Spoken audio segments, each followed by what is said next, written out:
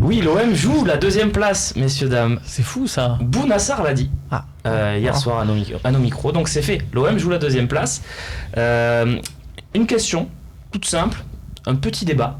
On va pas en faire des caisses, on va regarder d'abord le classement et le calendrier à venir. Mais ma question, c'est auriez-vous été plus satisfait si l'OM avait gagné, mais que dans le même temps, Lyon avait gagné aussi? Parce que Lyon a perdu à Bordeaux et a donc lâché 3 points techniquement. Voilà, ce qui mettrait l'OM, on le voit sur le classement, à 50 points, Lyon à 51 points et Monaco seulement à 46. Voilà ma question. Alors, ta question est super bien et je vais y répondre, mais juste avant, j'ai une autre question pour Stéphane. Stéphane, est-ce que tu préfères une victoire de l'OM ou une défaite de Lyon? Parce que c'est quelque part, il y a ça aussi là-dedans. C'est évidemment ça. C'est vrai que le scénario comptable était très séduisant, mais rien que voir perdre Lyon et surtout dans ces conditions-là, pour moi, ça n'a pas de prix. Donc, dans ces conditions, le penalty, les tweets d'Olas, t'as eu le package. Voilà, j'ai tout adoré dans cette soirée-là. Donc j'ai du mal à l'échanger, surtout qu'on n'a pas perdu. On aurait pu perdre sur une erreur d'arbitre. Et surtout qu'on est à égalité de points avec le deuxième maintenant. Exactement. On aurait été un point derrière. Et la défaite de Lyon me fait très plaisir, donc j'ai du mal à la vendre, celle-là. Très bien, Romain. Moi je sais pas, je me concentre quand même sur nous.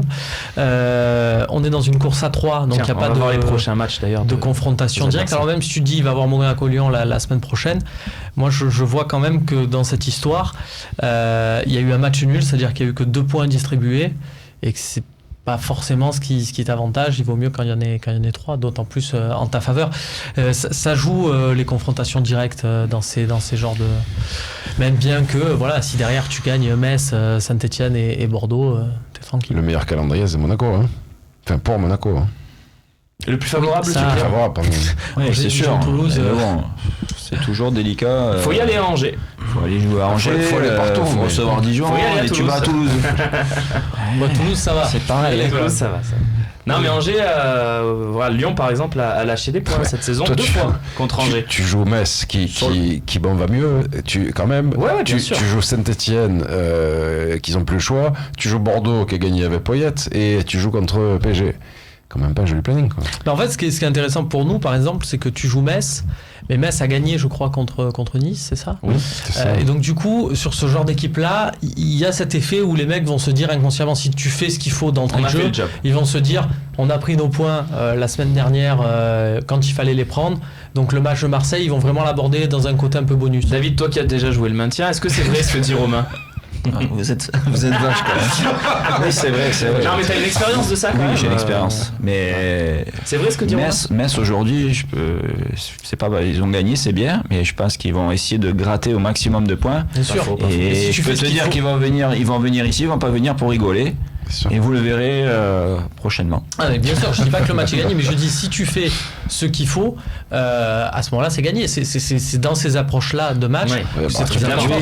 Tu peux le retourner qu'ils vont être plus détendus parce qu'ils ont gagné le dernier match. Ils sont plus détendus, ils vont peut-être un peu jouer football et qu'ils risquent de te mettre en difficulté.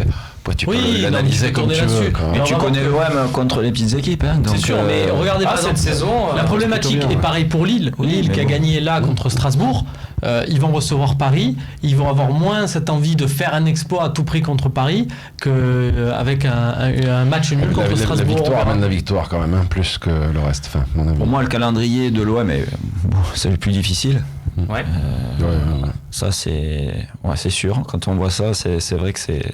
Des 3, oui. Ah oui, c'est important. Mais c'est le dernier match qui est comme. Oui, ça rend, c'est vrai que ça tourne. Il n'y a personne qui joue PSG, Parce que celui de Lyon est pas forcément fou. Ils vont quand même à Monaco, ils vont aller chercher des points à Lille. Voilà, après, ils sont encore qualifiés en Coupe de France aussi. Moi, je suis pas frileux sur ce calendrier parce que je trouve justement que l'OM, face aux petites équipes, cette saison en tous les cas, a une certaine forme de grosse régularité. Chose que on ne peut pas, que Lyon et Monaco justement ont du mal à. Autant ils sont là dans les grands rendez-vous, et encore c'est pas forcément vrai pour Monaco, mais l'OL est là sur les grands rendez-vous. Ils ont quand même battu Paris, sorti Monaco. Eux, ils sont présents sur les gros rendez-vous, mais ils sont capables aussi d'aller perdre des points chez les. Moi, considéré Moi, je vois pas de petites équipes là, quand je vois le calendrier, à part Metz. Moi, Quand je vois Saint-Étienne, quand je vois Bordeaux, quand je vois Paris. Ouais, mais Saint-Étienne, je ne crains pas non plus. Enfin, franchement, je crains pas. De toute façon, 17 équipes. Là-bas, je pense. Il y a 17 équipes dans 16 équipes dans ce championnat que je ne crains pas. C'est que vraiment, je sais que l'OM est capable d'aller gagner partout. Oui. Hormis, mais sans trembler. Sauf à Bordeaux, on a du mal à gagner à Bordeaux. Mais on les reçoit, mais là, tu vas les recevoir. Mais le problème, c'est que tu vas avoir Saint-Etienne et Bordeaux, deux équipes qui ont changé d'entraîneur. Et pour ces deux formations-là, l'OM, ça va être le premier vrai test de ces nouveaux staff. Et c'est là où on va vouloir un peu, entre guillemets, briller, montrer que. Les trois équipes même ont changé d'entraîneur, parce que Metz a aussi le renouveau Frédéric Hans, évidemment. Pour finir, Yvan, toi, tu aurais été plus satisfait si l'OM avait gagné et Lyon aussi au niveau du classement? Toi qui supportes l'Olympique, comme tu l'appelles. Je suis plus pour la victoire, donc j'aurais préféré qu'on gagne, quel que soit le résultat des autres, et de jouer, tu regardes par rapport à toi. Après, c'est vrai que tous les week-ends, en fonction de ce que tu as fait, ce qu'ont fait les autres, mais trace ta route et après tu vois ce que font les autres. David. Ah ouais, moi c'est gagne les matchs et pour le public, après tu t'en fous, tu seras en haut, donc. Pour rester dans le football fiction, tu gagnes Monaco. La semaine prochaine, ils reçoivent Lyon avec vraiment le couteau entre les dents parce qu'ils se disent il faut recoller. Ils auraient dû jouer Metz, donc on en parlait tout à l'heure. Et tu peux avoir 4 à 5 points d'avance, enfin 4 points au max. Je crois que c'est 4 points sur Lyon. On va se faire un petit. Sur Monaco, 4 points sur Monaco, regarde, t'as le classement. 4 sur Monaco et 3 sur Lyon. Non, mais je dis si t'avais gagné contre Lyon. Je parle contre Lyon avec 2 points en plus. Regarde. Ouais, c'est vrai. Messieurs, football fiction, tu le disais Romain. Mercato fiction, c'est parti.